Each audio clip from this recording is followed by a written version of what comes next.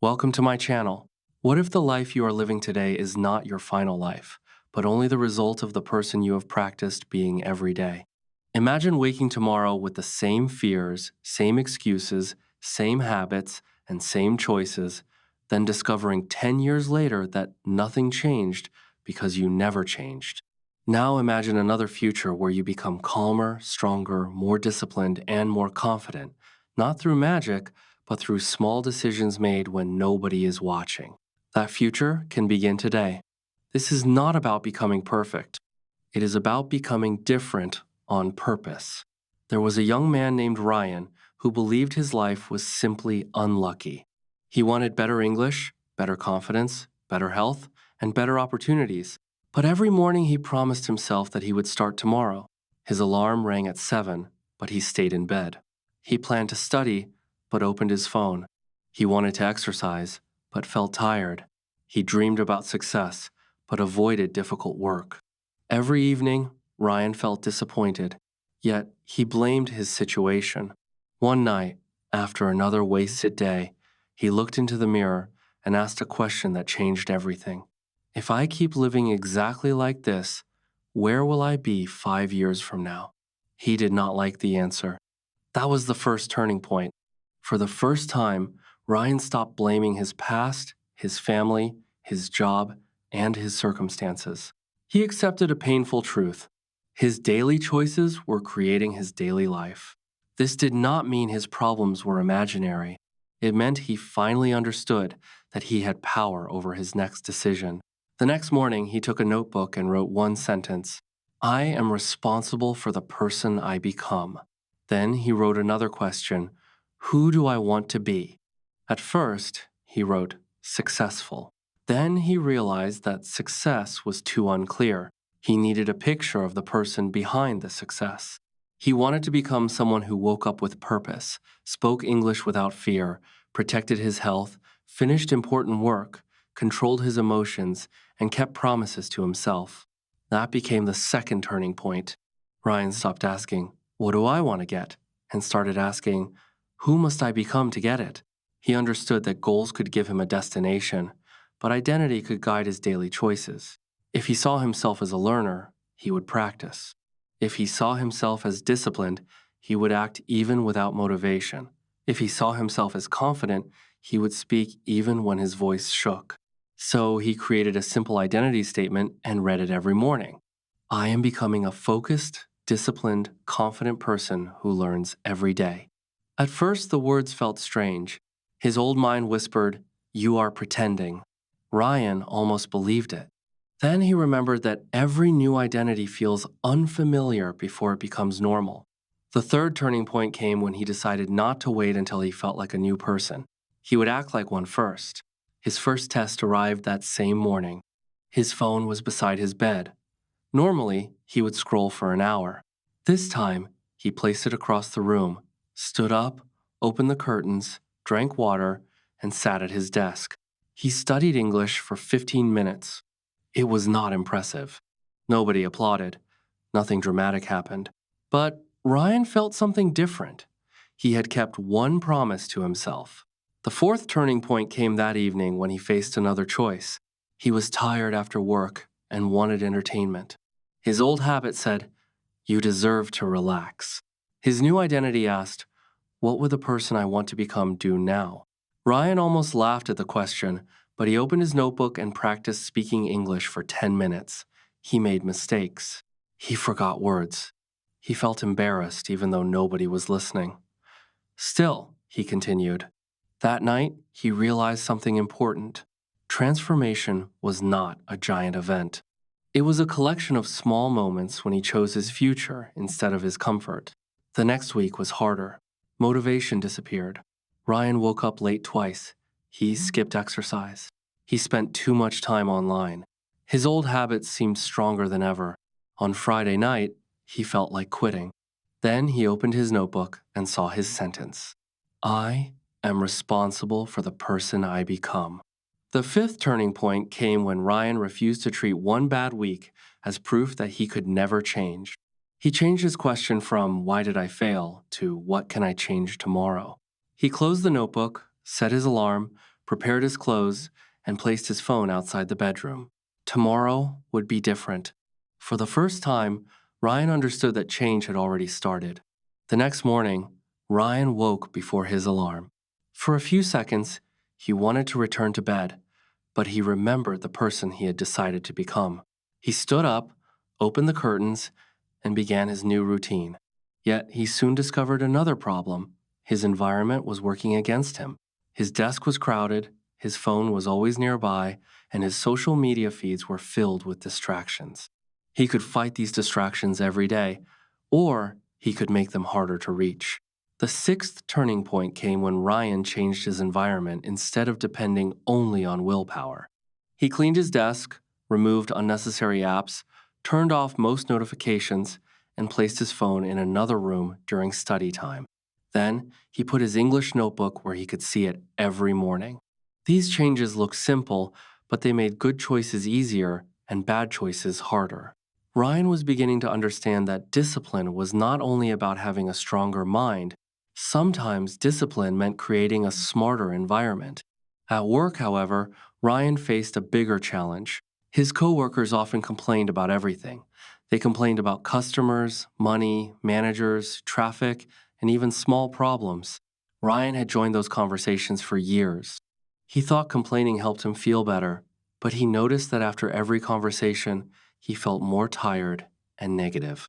The seventh turning point came during lunch when one coworker said, "People like us never get better opportunities." Ryan almost agreed, but stopped. He remembered his new identity. Instead of joining the complaint, he asked, "What can we actually improve?" The table became quiet. Nobody had a quick answer. Ryan realized that his surroundings could shape his thinking if he allowed them.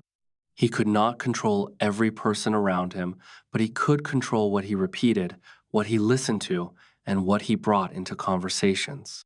From that day, he stopped feeding every negative discussion. He did not become rude or distant. He simply learned to protect his attention. He started listening to English lessons during his commute and reading short articles during breaks. Slowly, his mind became filled with different ideas. Then came a difficult evening. Ryan had been practicing English for several weeks, but he still felt nervous when speaking. One day, a friend asked him a simple question in English. Ryan froze. He knew the answer, but fear blocked his words. He returned home embarrassed and thought, "Maybe I am not good at this." The eighth turning point came when he realized that confidence was not something he needed before practicing. Confidence was something practice would create. So the next morning, he stood in front of a mirror and spoke for 5 minutes. He made mistakes on purpose. He repeated difficult sentences. He listened to his own voice without judging it. Every day, he added another minute. His English was not perfect, but his fear slowly became smaller. Then, life tested him again. Ryan received an unexpected bill that used most of his savings. His old reaction would have been panic, blame, and avoidance. Instead, he sat down and wrote the facts on paper. He looked at his income, expenses, and unnecessary spending. The ninth turning point came when he decided to solve the problem instead of emotionally escaping from it. He canceled several unnecessary subscriptions, created a simple budget, and looked for extra work on weekends. The situation did not disappear overnight, but Ryan felt stronger because he was facing reality. He discovered that emotional control was not pretending problems did not exist. It was refusing to let fear make every decision. Weeks became months. Ryan still had bad mornings. Sometimes he missed his routine. Sometimes he spent too much time on his phone. Sometimes his English practice felt boring, but he had stopped expecting perfection. His new rule was simple: never miss twice. If he failed today, he returned tomorrow. If he lost focus, he restarted. If he made a mistake, he learned. The 10th turning point arrived when Ryan looked at his old calendar and noticed something shocking. Months earlier, his days had looked empty, yet he always felt busy. Now his days were fuller, but he felt more peaceful. He was not magically successful.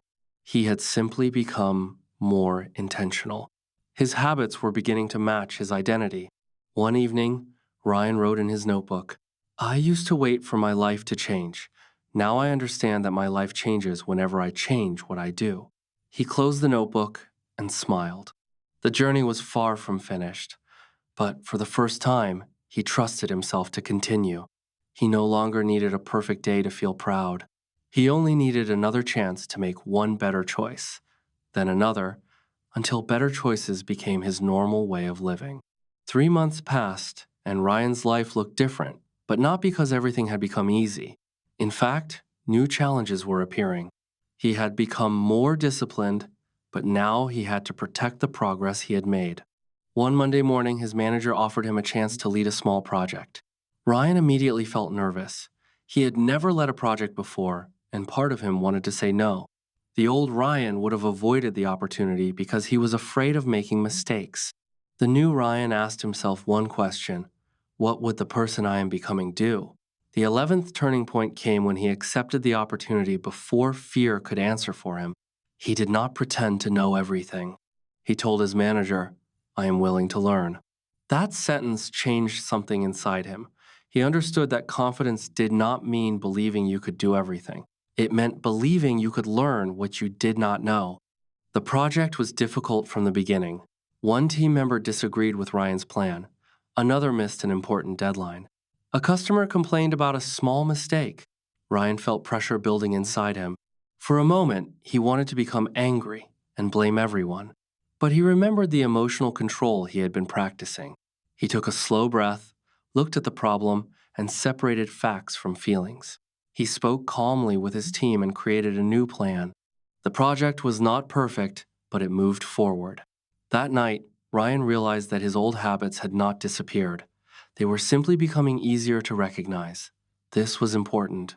Growth did not mean never feeling anger, fear, laziness, or doubt. Growth meant noticing those feelings without allowing them to control every action. A few days later, something unexpected happened. Ryan received a message from an old friend who had not seen him for months. The friend wrote, "You seem different lately. What happened?" Ryan smiled at the screen. Nobody had told him his habits were changing, but someone had noticed the results. He replied, "I stopped waiting to become a different person. I started practicing being one." The 12th turning point came when Ryan realized that real transformation was becoming visible to other people. His posture was different. His speech was calmer. His English was clearer. He listened more carefully. He complained less. Most importantly, he trusted himself more. But then came the hardest test. One evening, Ryan lost the project he had worked on for months. A decision from senior management changed the company's plans, and his project was canceled. Ryan felt crushed. All the old thoughts returned. Maybe I am not good enough. Maybe trying is pointless. Maybe I should return to the way I was. He sat alone in his room and stared at the framed goals on his wall. The 13th turning point came when Ryan finally understood the difference between identity and achievement. He had spent months becoming disciplined, but he had secretly connected his value to results. When the project disappeared, he felt like his progress had disappeared too. He took out his notebook and wrote, "My results can change. My character does not have to." That sentence calmed him. The project had failed, but he had not become a failure. He had learned leadership, communication, patience, and emotional control. Those lessons could travel with him anywhere. The next morning, Ryan returned to work. He did not pretend to be happy about what happened. He simply refused to let disappointment decide his future. He asked his manager what he could learn from the experience and requested feedback. Then he started looking for another opportunity. This time, he was not chasing proof that he was successful. He was building proof that he could keep moving. Months later, Ryan's English had improved enough for him to speak with international customers at work. He still made grammar mistakes, but he no longer became silent because of them. One afternoon, a customer thanked him for explaining something clearly. Ryan smiled after the call. That small moment meant more than he expected. He remembered the frightened person who once avoided speaking English because he feared sounding foolish. The 14th turning point came when he realized that progress is often invisible until one ordinary moment suddenly shows you how far you have traveled. That evening, Ryan walked home instead of taking the bus. He wanted time to think. He passed the same stores, same streets, and same buildings he had seen for years. Everything outside looked almost identical, yet inside he felt completely different. He remembered the mornings when his alarm rang and he refused to move. He remembered the endless scrolling, the excuses, the fear, and the sentence he used to repeat, "I will start tomorrow." He smiled because tomorrow had finally stopped being his hiding place. He had learned to begin today. When Ryan reached home, he opened his old notebook. The first pages contained his original questions. What habits are destroying me? What thoughts are limiting me? What kind of person do I want to become? He read them slowly. Then he turned to a clean page and wrote a new question. Who will I become next? He understood that transformation had no final finish line. There would always be another weakness to improve, another skill to learn, another fear to face, and another level of growth. The 15th turning point came when Ryan stopped thinking of change as a project with an ending. He began seeing it as a lifelong way of living. He did not need to become perfect. He needed to remain willing to learn, adjust, and move forward. That night, he placed the notebook beside his bed. Before sleeping, he looked at his phone, then placed it far away. He smiled because once that small action had felt difficult, now it felt normal. He turned off the light and understood something simple. A new version of yourself is not created in one dramatic moment. It is created every morning, every decision, every mistake, every restart, and every time you choose growth over comfort. And tomorrow, Ryan knew he would get another chance to choose. The next morning, Ryan woke before his alarm, but this time he did not feel like he was fighting himself. He stood up, opened the curtains, drank water, and began his day. He understood that transformation had become less about excitement and more about identity. He was no longer trying to prove that he could change. He was practicing the kind of person he wanted to remain. His journey had also taught him something about failure. A bad day did not erase good days. A mistake did not erase progress. A missed routine did not erase discipline. The real danger was not falling. The real danger was deciding that one fall meant you should stay down. Ryan kept this lesson close whenever life became difficult. One afternoon, his younger cousin asked him how he had become so focused. Ryan laughed because he remembered how unfocused he used to be. He gave his cousin a simple answer. He said, "I stopped waiting for motivation and started keeping small promises." His cousin asked, "What kind of promises?" Ryan replied, "Promises like studying when I said I would, putting my phone away, speaking English even when I made mistakes, and starting again after a bad day." His cousin looked surprised. Ryan explained that small promises may seem unimportant, but every promise you keep teaches your mind that your words have value. Every promise you break without trying to repair it teaches your mind the opposite. Ryan had learned to trust himself. That trust became one of his greatest achievements. He still had goals. He wanted better work, stronger health, clearer English, deeper relationships, and more freedom. But now he understood that goals were not the foundation. Character was. If he built the right character, he could handle changing goals and unexpected problems. If he built only goals without character, even success could become difficult to manage. One evening, Ryan returned to the mirror where he had once asked where his life would be in 5 years. He looked at his reflection and remembered that painful night. The room was the same. The mirror was the same. But the person looking into it was different. He smiled and said quietly, "I am still becoming." He did not say, "I have arrived," because he knew there was always another lesson ahead. He had learned to wake earlier, control distractions, practice English, manage money, handle pressure, accept feedback, and recover from disappointment. More importantly, he had learned to choose his response. That was the real transformation. Ryan realized that nobody was coming to rescue him from his habits. Nobody could build his discipline for him. Nobody could think his thoughts, make his choices, or walk his path. Help could guide him, but responsibility remained his. That truth did not frighten him. It gave him freedom. If his choices helped create his future, then better choices could create a better future. He began sharing this lesson with others, not as someone who had everything figured out, but as someone who discovered that change becomes possible when you stop waiting and start practicing. He told people to begin small, clean one corner, read one page, learn 5 words, walk for 10 minutes, speak one sentence in English, finish one task, sleep a little earlier, put the phone away for 15 minutes. One action may look tiny, but tiny actions repeated become habits, and habits repeated become identity. Then identity begins shaping life. So, if you are listening right now and you feel stuck, remember Ryan's story. You do not need to destroy your entire life and rebuild it overnight. You do not need perfect confidence before you begin.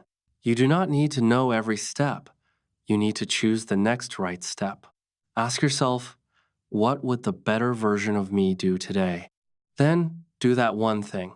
Tomorrow, ask again. When you fail, return. When you feel afraid, move carefully. When results are slow, stay patient. When people doubt you, keep building. And when you finally notice that you are different, do not stop growing. Your future is not waiting for a perfect version of you. It is being shaped by the version of you who makes choices today. Maybe your new beginning is waking up earlier. Maybe it is learning English. Maybe it is leaving a harmful habit, improving your health, becoming more patient, or finally taking a dream seriously. Whatever it is, start before you feel ready. Start small, stay consistent, and let your actions introduce you to the person you are becoming. Ryan's story was never really about becoming someone else. It was about removing the habits, fears, and excuses that kept his best self hidden. And your story can begin the same way. Not someday, not when everything is perfect. Today,